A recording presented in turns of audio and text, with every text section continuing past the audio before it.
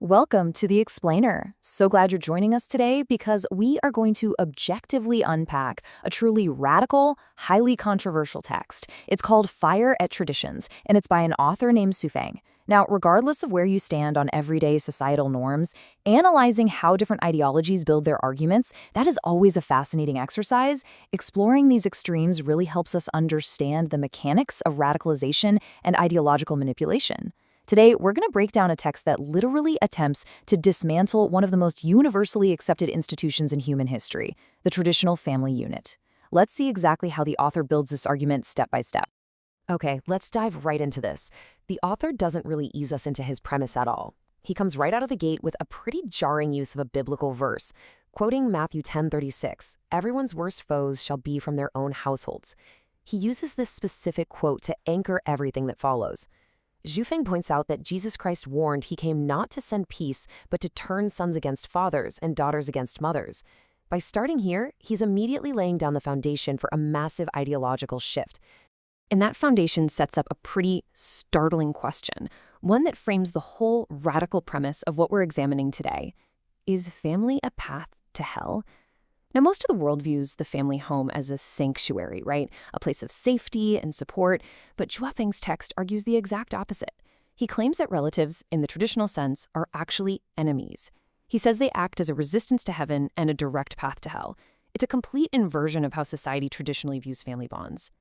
Moving into the first section of the text, titled A Sword to the Family, unpacking the biblical justification. Let's look at how the text attempts to justify dismantling those familial bonds. According to the source material, the author interprets Jesus' words as a literal, actionable call for children to leave their parents and parents to leave their children. The text argues that anyone who loves their family members more than the divine just isn't worthy. So he uses the imagery of the sword not as some spiritual metaphor, but as a direct mandate to sever familial ties entirely. And here's where the text makes a massive pivot. The author, Su Feng, makes the monumental claim that he is the modern incarnation of Jesus Christ in this age. This is absolutely crucial to the document's architecture. He claims he's here to bear witness to those ancient teachings, to proclaim they're true, and importantly, to personally implement them. His stated goal is to fulfill those final words and physically take the children who have left their parents and parents who have left their children into what he calls the kingdom of the greatest creator. This brings us to Section 2. The prison of parental love. Grievances against the family unit. So, you might be wondering, why does the author categorize relatives as enemies? Well, he methodically lists out his grievances, claiming that parents have essentially kidnapped their children for millennia, all under the guise of love. Listen to these specific arguments directly from the text. He argues that parents treat children as private property, basically preventing them from choosing their own lives. He claims they impose their own unfulfilled wishes onto their kids, selfishly rely on them for old age care, blame them for their own incompetence, and control them using this toxic mix of promises and threats.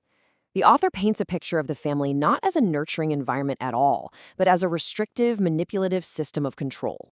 To really drive this point home, Su Feng uses a stark metaphor we're probably all familiar with. He writes that marriages and families are the pots for boiling frogs in warm water.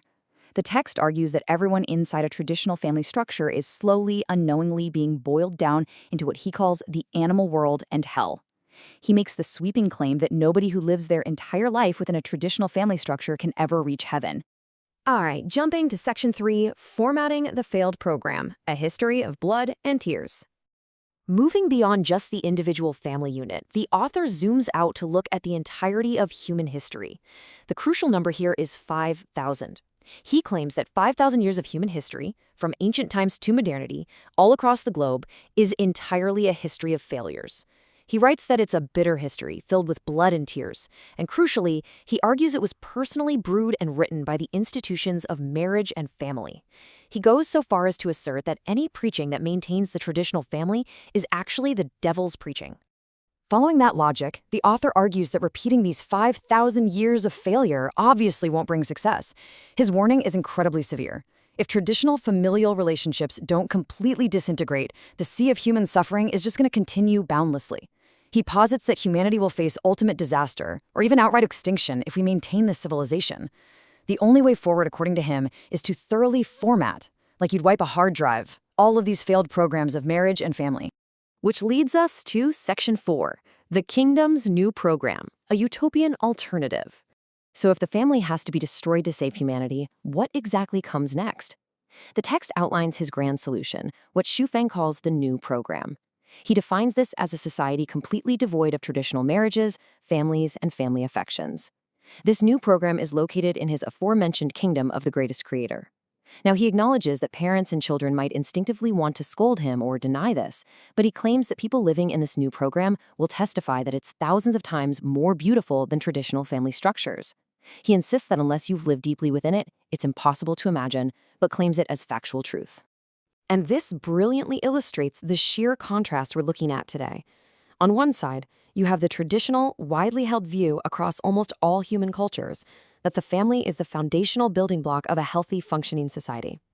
On the flip side, we have Xu Zhifeng's view, presented in this text, arguing that family is literally the devil's preaching, a system of kidnapping and manipulation that guarantees human failure, and that it absolutely must be replaced by his new program. Now, the author isn't naive to how radical this all sounds. In the text, he explicitly acknowledges that the traditional program of family is extremely powerful. He knows people are going to fight against his new ideology and try to destroy it. But notice his detached, almost defensive stance here. He says, "My business is its construction, and if you want to destroy it, that is your business." He claims he's merely using facts to prove that following his teachings, which he aligns with Jesus Christ, is the only way humanity can enjoy beautiful lives for 1,000 years and enter heaven. Which brings us to the author's final ultimatum. He writes, "Believe it or not, you can choose for yourself. Those who believe it are blessed, but those who do not believe it will witness the results for themselves." It's such a fascinating look into the mechanics of radical ideologies, isn't it? When a belief system asks you to completely abandon the most fundamental human bonds, like the love between a parent and a child, in exchange for a promised utopia, where exactly do we draw the line between liberation and total control? What really happens to a society when its foundational building blocks are actively formatted and deleted? Definitely something to think about. Thank you so much for joining me on this explainer, and keep learning.